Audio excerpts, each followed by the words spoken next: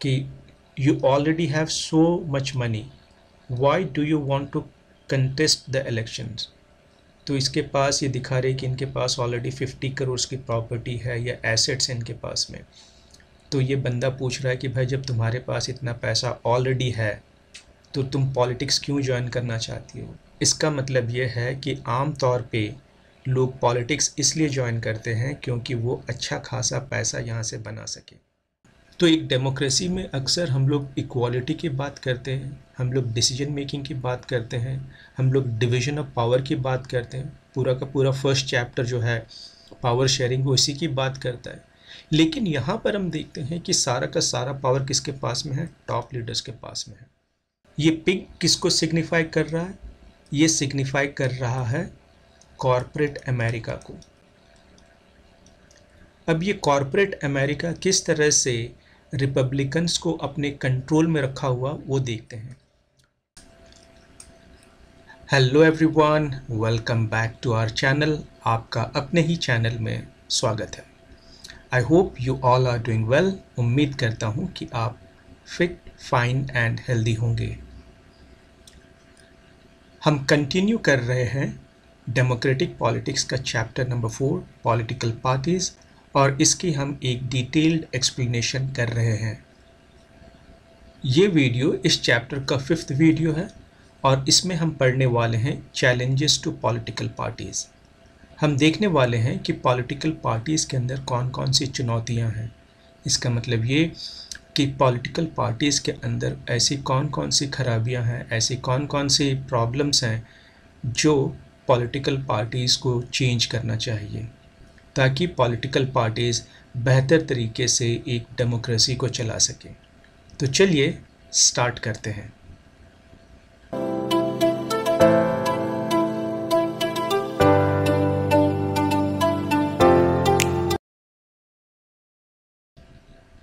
We have seen how crucial political parties are for the working of democracy. Since parties are the most visible face of democracy, it is natural that people blame parties for whatever is wrong with the working of democracy. तो हमने already देखा है कि political parties कितनी crucial हैं, कितना ज़रूरी है एक डेमोक्रेसी के लिए, क्योंकि ये बहुत सारे फंक्शंस करती है। That's number 1। उसके बाद हमने देखा था कि अगर पॉलिटिकल पार्टीज़ नहीं होंगी और सिर्फ यहाँ पर इंडिपेंडेंट कैंडिडेट्स इलेक्शन कंटेस्ट करेंगे तो उसका प्रॉब्लम क्या होगा, ये भी हमने देखा था। तो इसीलिए पॉलिटिकल पार्टीज़ का होना तो बहुत ज़रूरी है एक डेमोक्रेसी में, लेकिन उनके साथ कुछ प्रॉब्लम्स भी हैं। Since parties are most visible face of democracy, क्योंकि ये सबसे ज़्यादा दिखाई पड़ते हैं किसी भी एक डेमोक्रेसी में सबसे ज़्यादा अगर कोई विजिबल है तो वो कौन है? वो पॉलिटिकल पार्टीज़ है। और इसीलिए क्या होता है कि लोग पॉलिटिकल पार्टीज़ को ब्लेम करते हैं अगर उन्हें लगता है कि जो डेमोक्रेसी है ये सही तरीके से काम नहीं कर रही है। और कुछ हद तक ये बात सही भी है कि ये पॉलिटिकल पार्टीज़ जो हैं ये अक्सर अच्छा काम नहीं करते, लेकिन सिर्फ पॉलिटिकल पार्टीज़ को ब्लेम करना सही नहीं है। All over the world people express strong dissatisfaction with the failure of political parties to perform their functions well। तो अगर हम लोग पूरे वर्ल्ड में देखेंगे तो लोगों का एक डिससेटिस्फैक्शन है टूवर्ड्स पॉलिटिकल पार्टीज़। वो पॉलिटिकल पार्टीज़ से खुश नहीं है क्योंकि उनको लगता है कि पॉलिटिकल पार्टीज़ को जो फंक्शंस परफॉर्म करने चाहिए वो फंक्शंस ठीक से परफॉर्म नहीं कर रहे हैं। This is the case in our country too. The same goes with India. India में भी हम देखेंगे कि पॉलिटिकल पार्टीज़ सही तरीके से फंक्शन नहीं करती हैं। Popular dissatisfaction and criticism has focused on 4 problem areas in the working of political parties. तो अगर हम सारे तरीके के प्रॉब्लम्स को ले लें और क्रिटिसिजम्स को ले लें तो हम देखेंगे कि पॉलिटिकल पार्टीज़ के अंदर 4 तरह के प्रॉब्लम्स हैं, और वो प्रॉब्लम्स कौन से हैं अभी हम थोड़ी देर में देखेंगे। Political parties need to face and overcome these challenges in order to remain effective instrument of democracy। तो पॉलिटिकल पार्टीज़ को पहले तो ये करना पड़ेगा कि ये मानना पड़ेगा कि उनके अंदर ये गलतियां हैं और फिर उन गलतियों को सुधारना पड़ेगा।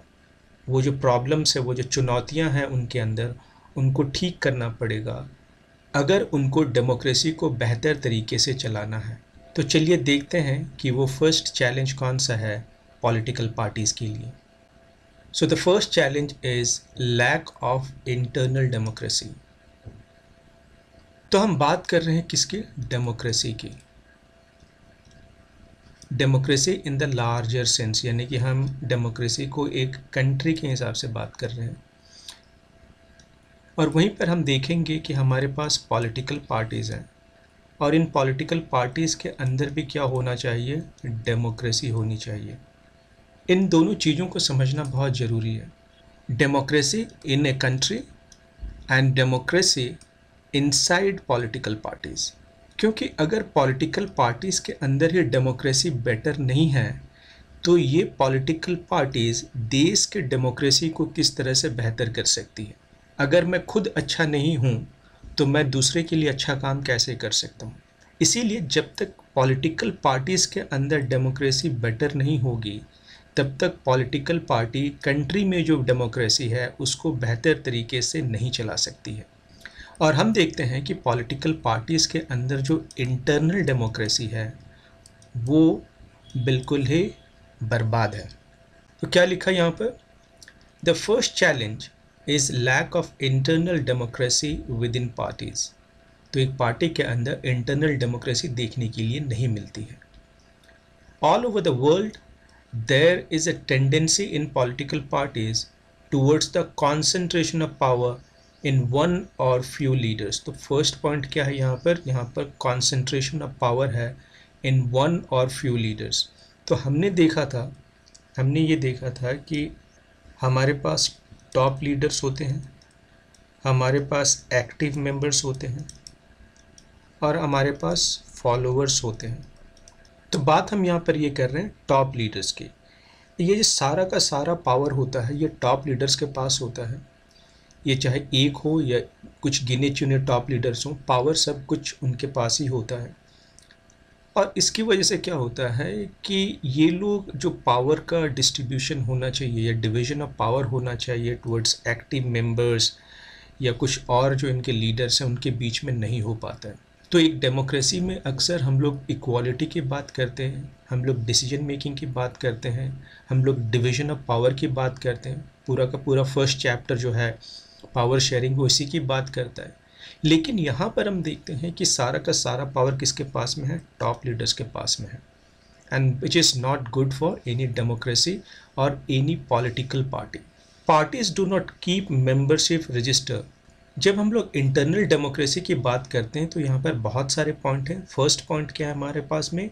Concentration of power in one or few leaders, ये फर्स्ट प्रॉब्लम है।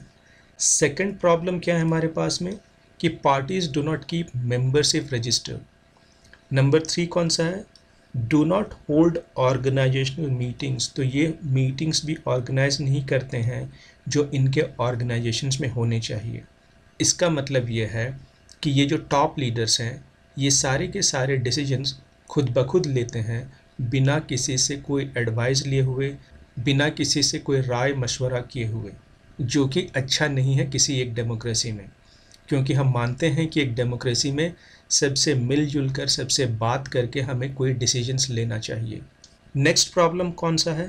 And do not conduct internal elections regularly. तो यहाँ पर हम देखेंगे कि पॉलिटिकल पार्टीज जो होती हैं वो अपने इंटरनल इलेक्शंस भी रेगुलरली नहीं करवाते हैं।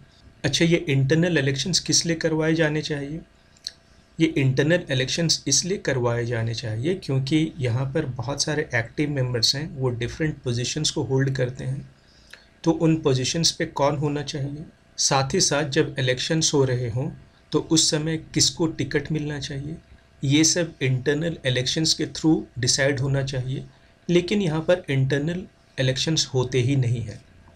Ordinary members of the party do not get sufficient information on what happens inside the party। तो जो आम मेंबर्स हैं यहाँ पर, ठीक है, एक्टिव मेंबर्स के अलावा कुछ आम मेंबर्स भी होते हैं, उनको पता ही नहीं चलता है कि पार्टी के अंदर हो क्या रहा है। क्योंकि टॉप लीडर्स आपस में मिलके 2-4 लोग क्या करते हैं, सारा का सारा काम कर लेते हैं और वो सिर्फ बताते हैं कि भाई तुम्हें ये करना है। उन लोगों ने किससे राय मशवरा किया, किससे एडवाइस लिया, कुछ नहीं बताते हैं, ना ही इंटरनल इलेक्शंस करवाते हैं। बस वो लोगों को बता देते हैं अपने कि तुम्हें ये करना है। They do not have the means और the connections needed to influence the decisions. तो टॉप लीडर्स के अलावा जितने भी मेंबर्स हैं उस पार्टी के, उनके पास कोई ऐसा तरीका नहीं है, कोई ऐसा कनेक्शन नहीं है उनके पास कि वो जो इंटरनल डिसीजंस लिए जा रहे हैं पार्टी के अंदर उसको इन्फ्लुएंस कर सके। इसका मतलब यह है कि बहुत सारे लोग जो हैं उस पार्टी के अंदर वो खुश नहीं हैं कि टॉप लीडर्स किस तरह का डिसीजंस ले रहे हैं। So most of the people are not happy with the decisions taken by the top leaders, and this is not good for the internal democracy of a political party. As a result, the leaders assume greater power to make decisions in the name of the party. तो इससे क्या होता है कि leaders जो होते हैं, जो टॉप लीडर्स होते हैं, उनके पास ज़्यादा पावर होता है टू टेक डिसीजंस, और वो पूरे पार्टी के बिहाफ में डिसीजंस ले लेते हैं बिना किसी से कुछ पूछे। Since one or few leaders exercise paramount power in the party, those who disagree with the leadership find it difficult to continue in the party. अब अगर किसी ने आवाज़ उठाने की कोशिश की कि टॉप लीडर्स का जो डिसीजंस है वो सही नहीं है, उनको इस तरह से फ़ैसला नहीं लेना चाहिए, तो उन लोगों के लिए उस पार्टी में रहना मुश्किल हो जाता है। इसका मतलब यह है कि टॉप लीडर्स कहते हैं कि भाई तुम अपना रास्ता देखो, आसान भाषा में बाहर जाइए, किसी और पॉलिटिकल पार्टी में चले जाओ। More than loyalty to party principles and policies, personal loyalty to the leaders become more important. तो जो पार्टी के प्रिंसिपल्स एंड पॉलिसीज़ हैं वो गई तेल लेने के लिए। अगर आप यहाँ पर किसी बड़े लीडर के चमचे बन गए या उनके लॉयल बन गए तो क्या है कि आपकी वहाँ पर अच्छी चलेगी। अगर आपने उस बड़े लीडर्स के डिसीजन के बारे में कुछ कहा तो आपको फिर उस पार्टी से निकाल दिया जाएगा। तो मेन पॉइंट क्या है यहाँ पर? मेन पॉइंट यहाँ पर यह है कि जो पॉलिटिकल पार्टीज़ होते हैं उनके अंदर इंटरनल डेमोक्रेसी नहीं होती है।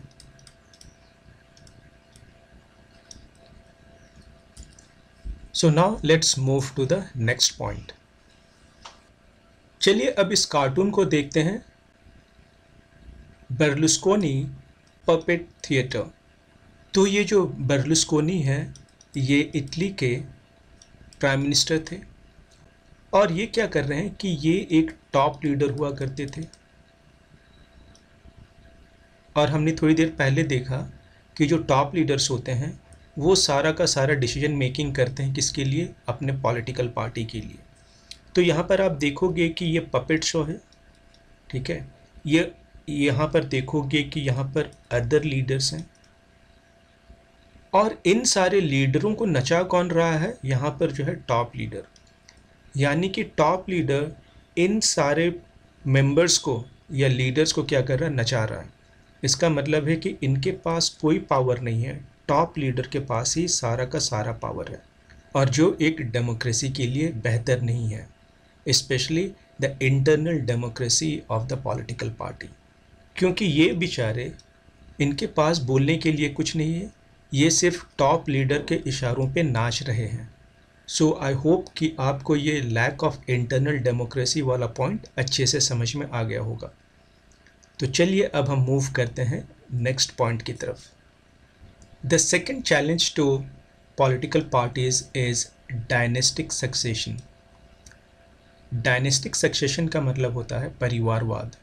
जो परिवार के लोग हैं उनको बड़े बड़े पोस्ट देना, उनको बड़े बड़े पोजीशंस देना, उनको टॉप लीडर बनाना, भले ही उस बंदे में वो स्किल नहीं हो, वो टैलेंट नहीं हो, फिर भी क्या करते हैं कि उस बंदे को प्रमोट करते हैं और उसको टॉप लीडर्स का पोजीशंस दे देते हैं।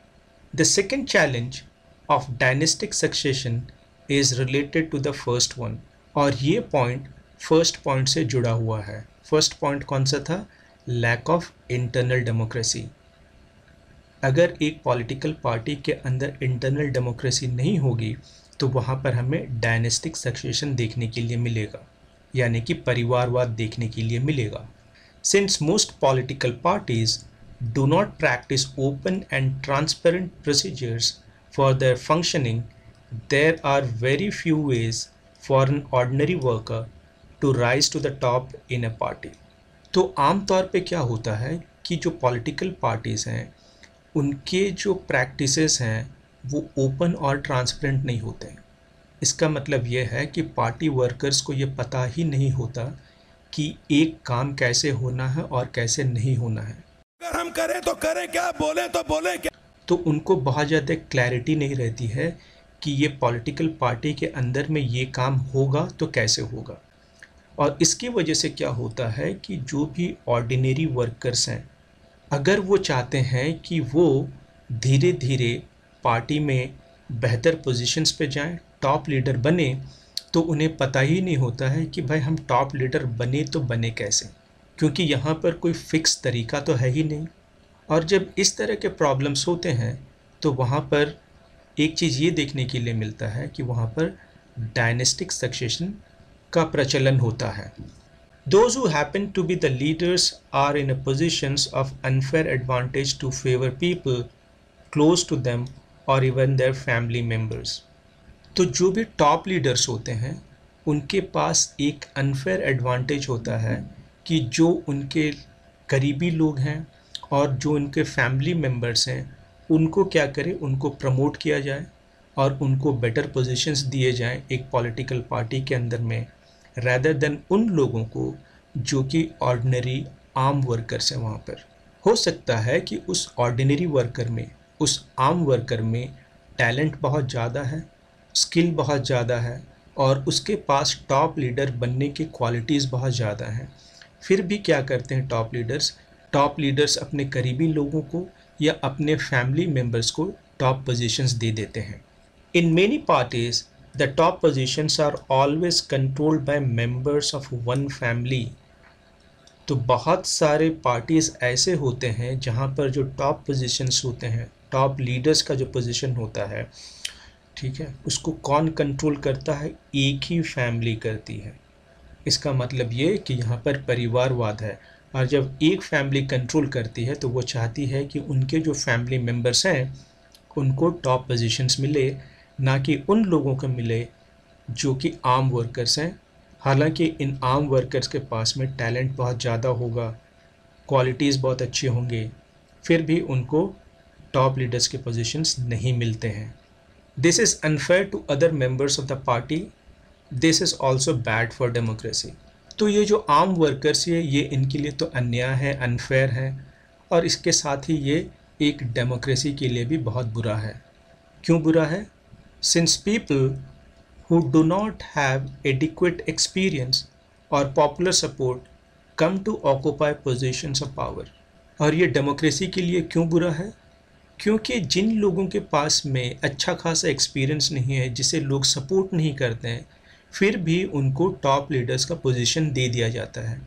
This tendency is present in some major all over the world including some of the older democracies. तो ये सिर्फ इंडिया की ही बात नहीं है, इंडिया में तो खैर ये बहुत ज़्यादा है, लेकिन ये दूसरे देशों में भी देखा जाता है और उन देशों में भी देखा जाता है जहाँ पर डेमोक्रेसीज बहुत पुरानी है। हमने यहाँ पर पुरानी डेमोक्रेसी की बात क्यों की? क्योंकि जो पुरानी डेमोक्रेसी होती है हम उससे ये एक्सपेक्ट करते हैं कि इस तरह के डेमोक्रेसीज अच्छे होने चाहिए और उसमें इस तरह का डायनेस्टिक सक्सेशन नहीं होना चाहिए। फिर भी हमें इन पुराने डेमोक्रेसीज में इस तरह की चीज़ें दिखाई पड़ती हैं। So now let's move to the next point. The third challenge to political parties is money and muscle power. The third challenge is about the growing role of money and muscle power in parties. यानी कि यहाँ पर पैसे का बहुत जोर चलता है पॉलिटिकल पार्टीज़ के अंदर में और साथ ही साथ मसल पावर यानी कि किसके पास कितनी ताकत है। हम यहाँ पर क्रिमिनल एक्टिविटीज़ की बात कर रहे हैं, especially during elections. Since parties are focused only on winning elections, they tend to use shortcuts to win elections. क्या बोला तूने? तो पॉलिटिकल पार्टीज का मेन एम क्या रहता है कि उन्हें इलेक्शंस जीतना है और वो उस इलेक्शन को जीतने के लिए कुछ भी कर सकते हैं। They tend to nominate those candidates who have or can raise lot of money. तो ये पॉलिटिकल पार्टीज उन कैंडिडेट्स को नॉमिनेट करती है इलेक्शंस के लिए कि जो ज़्यादा से ज़्यादा पैसा इकट्ठा कर सके, क्योंकि इन पैसों के थ्रू से वो क्या कर सकते हैं, इलेक्शंस के रिजल्ट को इन्फ्लुएंस कर सकते हैं. Rich people and companies who give funds to the parties tend to have influence on the policies and decisions of the party. तो जो अमीर लोग होते हैं और जो बड़ी बड़ी कंपनियां होती हैं, वो जब डोनेशंस देती हैं पॉलिटिकल पार्टीज़ को, तो वो क्या करती हैं, वो पॉलिटिकल पार्टीज़ के पॉलिसीज़ एंड डिसीजंस को क्या करती हैं, इन्फ्लुएंस करती हैं. In some cases party support criminals who can win elections.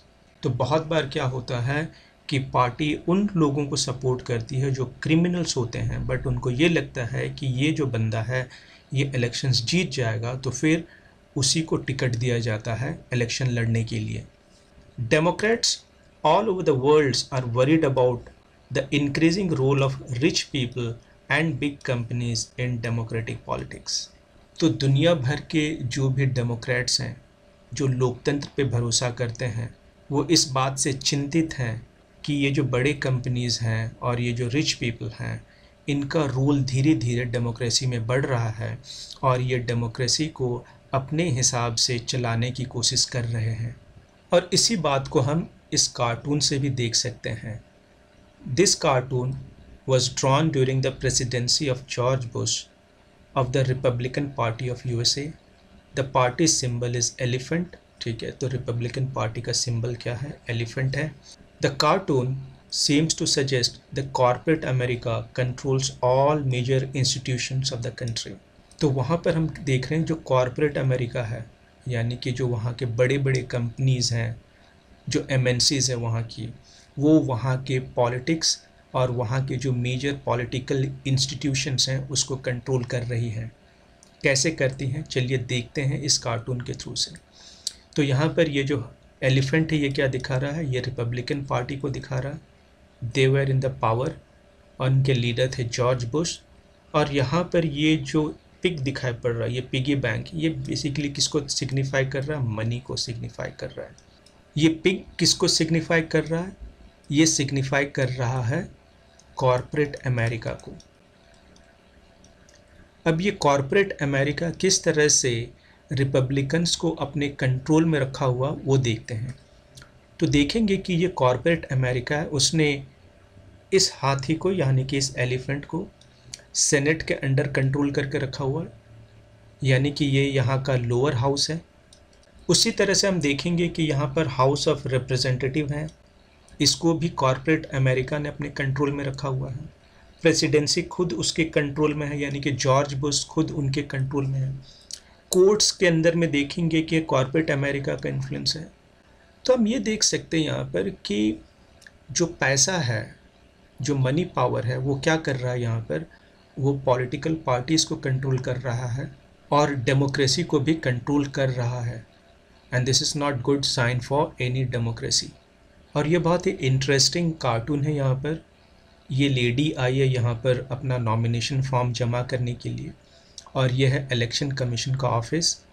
और ये इलेक्शन कमीशन के ऑफिस में ये ऑफिसर इनसे पूछ रहा है कि you already have so much money, why do you want to contest the elections. तो इसके पास ये दिखा रहे कि इनके पास ऑलरेडी 50 करोड़ की प्रॉपर्टी है या एसेट्स हैं इनके पास में. तो ये बंदा पूछ रहा है कि भाई जब तुम्हारे पास इतना पैसा ऑलरेडी है तो तुम पॉलिटिक्स क्यों ज्वाइन करना चाहती हो. इसका मतलब ये है कि आम तौर पे लोग पॉलिटिक्स इसलिए ज्वाइन करते हैं क्योंकि वो अच्छा खासा पैसा यहाँ से बना सके. तो हम ये देख रहे हैं कि पॉलिटिक्स और पैसा, इन दोनों का एक बहुत बड़ा रिश्ता है और पता नहीं कि ये रिश्ता क्या कहलाता है. तो चलिए आगे बढ़ते हैं. The fourth challenge to political parties, lack of meaningful choices.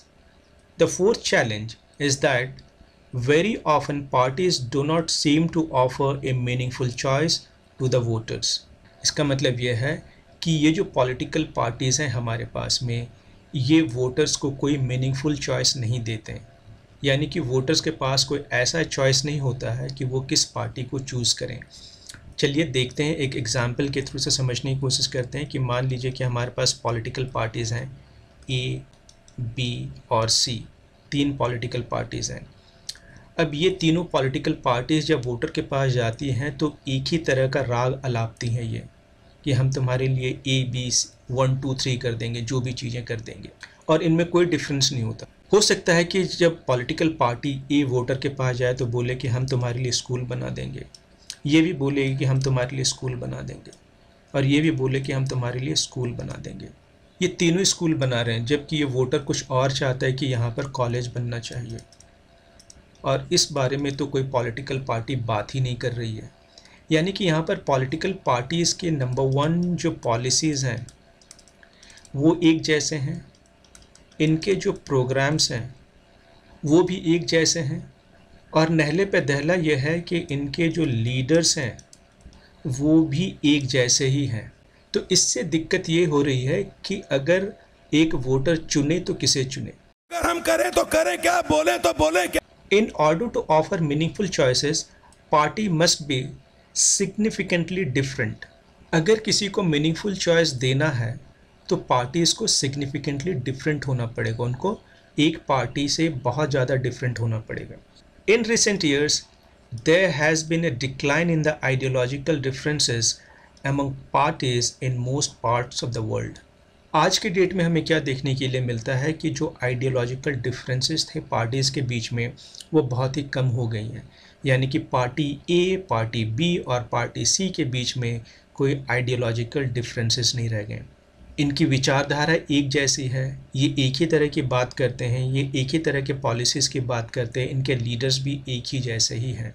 For example, the difference between the labour party and the conservative party in Britain is very little. तो जब हम ब्रिटेन के लेबर पार्टी और कंजर्वेटिव पार्टी के बारे में बात करें तो इनके बीच में डिफरेंस जो है वो बहुत ही कम है, नेग्लिजिबल है, नाम मात्र है। They agree on more fundamental aspect but differ only in detail on how policies are to be framed and implemented. तो इनके जो भी पॉलिसीज एंड प्रोग्राम्स हैं वो एक जैसे ही हैं, सिर्फ ये इम्प्लीमेंट उसको कैसे करेंगे उसमें बस थोड़ा बहुत फ़र्क होता है, नहीं तो इनमें ज़्यादा कोई फ़र्क नहीं है। तो लोगों के लिए यह मुश्किल हो जाता है कि वो किसको चुने, क्योंकि दोनों एक जैसे ही हैं। In our country too the differences among all the major parties on economic policies have reduced. तो इंडिया में भी हम देखेंगे कि जब इकोनॉमिक पॉलिसीज़ की बात होती है तो जो मेजर पार्टीज़ हैं उनके बीच में कोई ख़ास डिफरेंस देखने के लिए नहीं मिलता है।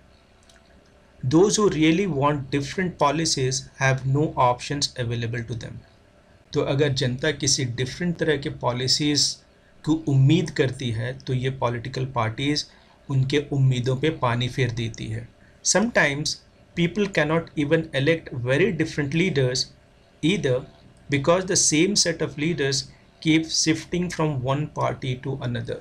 तो अब दिक्कत ये है यहाँ पर कि अब वो लीडर्स को भी जब चुनने के लिए जाती हैं तो देखते हैं कि एक ही तरह के लीडर्स हैं और सेम लीडर्स एक पार्टी से दूसरी पार्टी में शिफ्ट करते रहते हैं।